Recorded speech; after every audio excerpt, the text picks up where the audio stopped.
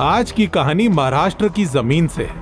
इसी के साथ ये कहानी कई पड़ाव से होकर गुजरेगी। इस कहानी का क्लाइमैक्स वाकई चौंकाने वाला होगा। इस कहानी ने बता दिया था कि दुनिया में कोई भी रिश्ता जुर्म से अछूत नहीं है। ये कहानी रिश्तों के तार तार होने की कहानी भी है। आज की कहानी में पुलिस की खामियां भी हैं कि किस तरह उन्होंने कई जगह लापरवाही दिखाई थी और सबूतों को नजरअंदाज कर दिया था। तो वहीं दूसरी तरफ इसी कहानी में पुलिस की नायाब इन्वेस्टिगेशन की झलक भी देखने को मिलेगी, जिससे पता चलता है कि अगर पुलिस ठान ले तो कोई भी मुजरिम बच नहीं सकता है। इस कहानी में इन्वेस्टिगेटिव डॉग्स का रोल भी है, जिसमें हम सुनेंगे कि किस तरह इन्वेस्टिगेटिव डॉग के एक इशारे ने पूरे केस का रुख ही बदल दिया था। ये कहानी कई मान्यताओं पर भी सवालिया निशान खड़ा करती है। आज की कहानी महाराष्ट्र के जलगांव में पड़ने वाले चोपड़ा जिले की है, जहां एक गरीब परिवार रहता था और एक दोपहर उस परिवार की जिंदगी पूरी तरह से बदल गई थी। उस सुनसान दोपहर के राज को जानने के लिए आज के एपिसोड में हम जलगांव महाराष्ट्र केस की फाइल को रीओपन करेंगे। महाराष्ट्र के जलगांव में एक जिला पड़ता है जिसका नाम चोपड़ा है। इसी जिले में एक गरीब परिवार रहा करता था, जिसके मुखिया का नाम बगरू पाटिल था। बगरू पाटिल के परिवार में उसकी पत्नी गीता बाई पाटिल और एक 12 साल का बेटा मंगेश पाटिल रहा करते थे। परिवार गरीब था, पर उनके घर की रोजी रोटी मेहनत मजदूरी से चल जाया करती थी। उनके पूरी बस्ती की फाइनेंशियल स्टेटस एक ही तरह की थी। सभी लोग मिलजुल कर उस बस्ती में रहा करते थे। तारीख आई 2 फेब 2019, शनिवार का दिन था। इस दिन सुबह 12 साल का मंगेश अपने स्कूल के लिए निकलता है। स्कूल जाते वक्त वो कह रहा था कि आज स्कूल नहीं जाना है, आज मेरा मन नहीं है, आज मैं घर पर ही रहूंगा। पर मंगेश की मां गुस्सा करती है और उसे स्कूल भेज देती है। शनिवार का दिन होने की वजह से मंगेश के स्कूल में हाफ डे हो गया था। उसे स्कूल से जल्दी छुट्टी मिल गई थी। वो भी सभी बच्चों के साथ स्कूल से घर लौट रहा था। मंगेश खुशी खुशी अपने घर वापस भी आ गया। घर आते साथ मंगेश ने अपना बैग जोर से पटका और कहा, कल संडे है, मैं बाहर जा रहा हूं, थोड़ी देर में आता हूं। इतना कहते ही मंगेश अपने घर से चला गया। 1-2 घंटे बीत गए, पर मंगेश वापस नहीं आया। मंगेश की मां गीता को फिक्र हुई। वो मंगेश की तलाश करने बस्ती में गई। सभी के यहाँ जाकर पूछा कि क्या मंगेश को देखा, वो यहाँ आया है क्या? पता नहीं कहाँ चला गया ये लड़का। स्कूल से आया, खाना भी नहीं खाया, अचानक से गायब हो गया। ऐसा बोलते हुए मंगेश की मां ने कई घरों में उसकी तलाशी की, पर वो कहीं नहीं मिला। शाम हो गई। बगरू पाटिल भी काम से वापस आ गया। वापस आते ही उसने अपनी पत्नी को उदास और घबराई हुई देखा। उसकी पत्नी रो रही थी और कह रही थी, पता नहीं मेरा बेटा कहाँ चला गया, स्कूल से आने के बाद से गायब है। मंगेश का पिता भी घबरा गया। वो भी उसकी तलाश करने आसपास के रिश्तेदारों के यहाँ चला गया। शाम से रात हो गई। 12 साल के लड़के मंगेश का कोई पता नहीं चला। धीरे धीरे बात पूरी बस्ती में फैल गई। बगरू पाटिल के घर लोगों की भीड़ लग गई। पूरी रात बस्ती वाले मंगेश की तलाश करते रहे। 3 फेब की सुबह आ गई, पर मंगेश का कोई पता नहीं चला। उसके पिता कुछ लोगों के साथ पुलिस स्टेशन पहुंचे और कहा, मेरा 12 साल का बेटा मंगेश कल दोपहर से गायब है। वो पढ़ने लिखने में बहुत होशियार है, कृपया उसकी तलाश करिए। उसकी मां भी लगता है रो रो कर मर जाएगी। जब पुलिस को पता चला कि 12 साल के बच्चे की बात है, उन्होंने बिना देर किए रिपोर्ट लिखी और सर्च अभियान चालू कर दिया। पूरी बस्ती और आसपास के गांव में पुलिस की टीम घूमने लगी।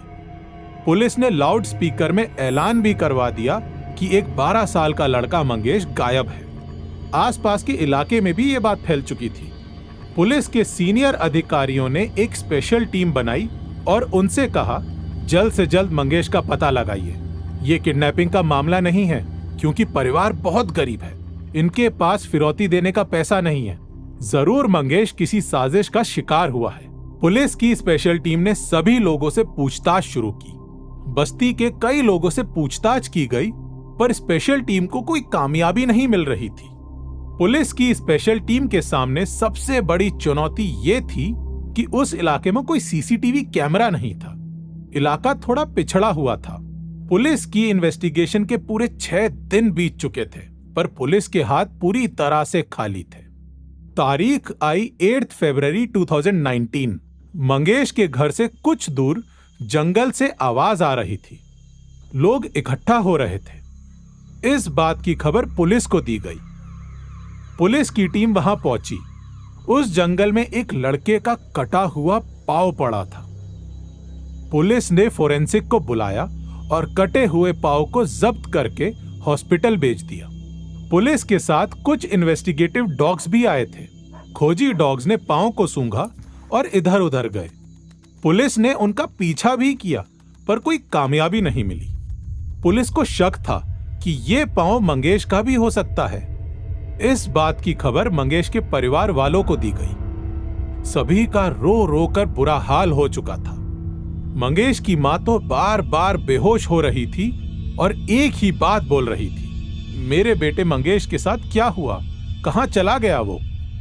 इसी बीच पुलिस की इन्वेस्टिगेशन चलती रही और उन्हें पता चला कि 2 फेब को मंगेश गायब हुआ था और 3 फेब की रात ही मौनी अमावस्या थी। पुलिस को शक हुआ कि कहीं किसी ने तंत्र मंत्र की वजह से नर बलि तो नहीं दे दी। पुलिस ने अपने इस शक के ऊपर भी जांच शुरू कर दी। तमाम तांत्रिक को उठाया गया, उनसे पूछताछ हुई। गांव वालों को दोबारा उठाया गया। पुलिस बहुत तेजी से मंगेश केस की इन्वेस्टिगेशन कर रही थी। कुछ दिन और बीते। पुलिस को बस्ती के कुछ दूर एक जौहरी की दुकान मिली। उस दुकान में सीसीटीवी लगा हुआ था। पुलिस टीम ने 2 फेब की दोपहर से रात तक का फुटेज देखा। उसमें उन्हें दिखा कि 2 फेब की रात को एक शख्स गंदे से कपड़े पहनकर एक बोरी पीठ पर लादकर कहीं जा रहा था। पुलिस को उस शख्स के ऊपर डाउट हुआ। उस फुटेज में उसका चेहरा साफ नजर नहीं आ रहा था। स्केच आर्टिस्ट को बुलाया गया। मंगेश का स्केच बनवाकर गांव में छपवा दिया गया, पर कोई फायदा नहीं हुआ। 12 दिन गुजर गए। जंगल में फिर से हल्ला हुआ। पुलिस पहुंची। वहां सर को छोड़कर एक लड़के की कटी हुई लाश पड़ी थी। उसके बदन पर कपड़े भी थे। कपड़े देखकर मंगेश के घर वाले रोने लगे। वो बॉडी मंगेश की ही थी। पुलिस को कंफर्म हो गया कि 12 साल के लड़के मंगेश की मौत हो गई है। मंगेश की मां सुसाइड करने के लिए दौड़ने लगी। उसे समझाना मुश्किल हो गया था। उसने पुलिस वालों को भी खूब सुनाया। पुलिस समझ रही थी कि इकलौते बच्चे की मौत का गम क्या होता है। अब पुलिस ने मर्डर के हिसाब से इन्वेस्टिगेशन शुरू की। 15 दिन बीत चुके थे। पुलिस की स्पेशल टीम बनी हुई थी, तब भी उनके पास कोई एक सबूत नहीं था। पुलिस टीम को खुद के ऊपर भी गुस्सा आ रहा था। उनसे एक गांव का केस सॉल्व नहीं हो रहा था। इन 15 दिनों में बच्चे की कटी हुई लाश मिल चुकी थी, पर कोई सबूत नहीं मिला था। इन्वेस्टिगेटिव ऑफिसर ने टीम से कहा, मंगेश केस में कहीं ना कहीं हम गलती कर रहे हैं। इसकी जांच सही से करिए। हो सकता है कातिल हमारे सामने हो, पर हम उसे देख नहीं पा रहे। हम लोगों ने कोई ना कोई इशारे को मिस किया है, इसीलिए अभी तक ये केस सॉल्व नहीं हुआ है।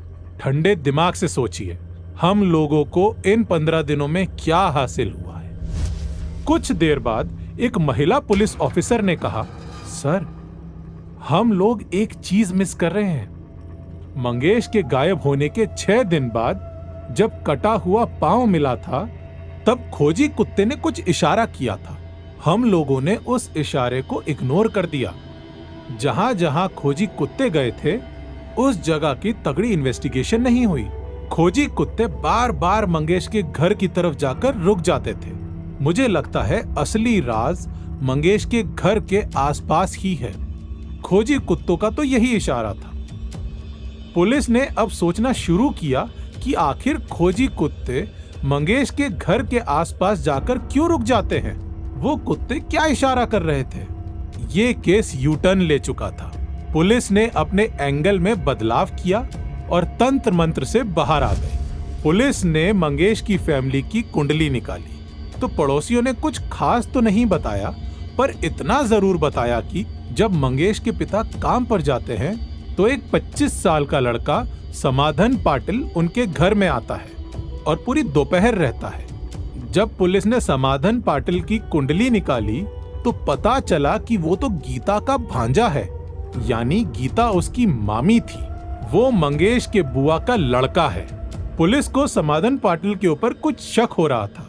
समाधान के बारे में इन्वेस्टिगेशन करने के बाद पुलिस को पता चला कि जिस दोपहर मंगेश गायब हुआ था उस दोपहर समाधान अपने ही घर में था, वो कहीं नहीं गया था। पुलिस एक बार और निराश हो चुकी थी। एक बार और उसी महिला पुलिस अधिकारी ने आइडिया दिया, ऐसा करिए अंधेरे में तीर चलाइए। समाधान पाटिल को उठाते हैं, उसे डराते हैं, उसे इतना डराते हैं कि वो कुछ ना कुछ तो जरूर बताएगा। फिर समाधान पाटिल को उठाया गया और कहा, देखो सच सच बता दो, नहीं तो तुम्ही को इस केस में फंसाकर अंदर डाल देंगे। हम पुलिस वाले हैं, कुछ भी कर सकते हैं। 25 साल का लड़का पुलिस की सख्ती से बुरी तरह से डर गया और डरते हुए कहा, साहब सच में मैंने कुछ नहीं किया, मैं निर्दोष हूं। पूरा कांड मेरे दोस्त राजेंद्र पाटिल ने किया है। राजेंद्र पाटिल को पुलिस घसीट कर स्टेशन लाई। पूरा गांव हैरान था। राजेंद्र पाटिल की खातिरदारी हुई। कई थप्पड़ खाने के बाद उसने एक कहानी सुनाई, जिस कहानी को सुनकर पूरा गांव दंग रह गया था। गीताबाई पाटिल के घर उसका भांजा समाधान पाटिल आया करता था। एक रोज की दोपहर गीता ने समाधान से कहा, तुम चाहो तो हम अफेयर कर सकते हैं। इसके बाद दोनों के बीच जिस्मानी रिश्ते बने। कई महीनों तक रोज समाधान और गीताबाई पाटिल के बीच जिस्मानी रिश्ते चलते रहे। इस बात की खबर किसी को नहीं लगी। एक दिन इस बात को समाधान ने अपने दोस्त राजेंद्र पाटिल को बताई। राजेंद्र ने समाधान से कहा, मुझे भी अपनी मामी से मिलवाओ। समाधान ने दूसरे दिन ही गीताबाई से पूछा। गीताबाई ने हाँ कह दिया। इस बात के बाद गीताबाई पाटिल का अफेयर 2 जवान लड़कों से चल रहा था। एक उसका भांजा था और दूसरा भांजे का दोस्त। वो दोनों से मिला करती थी और दोनों के साथ सोया भी करती थी। 2 फेब की सुनसान दोपहर राजेंद्र पाटिल गीताबाई के घर में था। इसी बीच उसका 12 साल का बच्चा स्कूल से जल्दी घर भाग आया। उसने दरवाजा खोला। अंदर वाले कमरे से उसकी माँ और राजेंद्र की आवाज आ रही थी। उसने अंदर वाले कमरे के दरवाजे में लात मारी। दरवाजा खुल गया। उस मंजर को देखकर वो हैरान था। उसकी माँ गीताबाई राजेंद्र के साथ कर रही थी। उसने दोनों से कहा, ये क्या हो रहा है? मैं पापा को सब बता दूंगा। तुम दोनों का सच पूरे गांव को बताऊंगा। ये बातें सुनकर गीता और राजेंद्र घबरा गए। राजेंद्र ने 12 साल के लड़के को जमीन में पटक दिया। उसके मुंह को कपड़ों से दबा दिया। दरवाजा बंद किया। गीता ने इशारा किया। राजेंद्र ने रॉड से 12 साल के लड़के के सर पर कई वार किए। गीता के सामने उसके बच्चे मंगेश को रॉड मार मार कर मार दिया। मंगेश की लाश को काटा और बोरी में भरकर दूर जंगल में फेंक दिया। पुलिस ने मंगेश की मां गीताबाई, राजेंद्र पाटिल और समाधान पाटिल को गिरफ्तार कर लिया। तीनों के खिलाफ मुकदमा कोर्ट में चल रहा है। फैसला आना अभी बाकी है। जिस केस को पुलिस तंत्र मंत्र नरबली का समझ रही थी, वो केस ही कुछ और निकला। मंगेश के गायब होने के बाद जो सबसे ज्यादा परेशान थी, बार बार बेहोश हो रही थी, सुसाइड करने जा रही थी, मंगेश की मां गीताबाई पाटिल के सामने ही उसके बेटे का मर्डर हुआ था और वो भी कातिल थी। एक मां ने ही अपने 12 साल के बेटे का कत्ल किया था। वजह हवस को छुपाने की सच्चाई थी।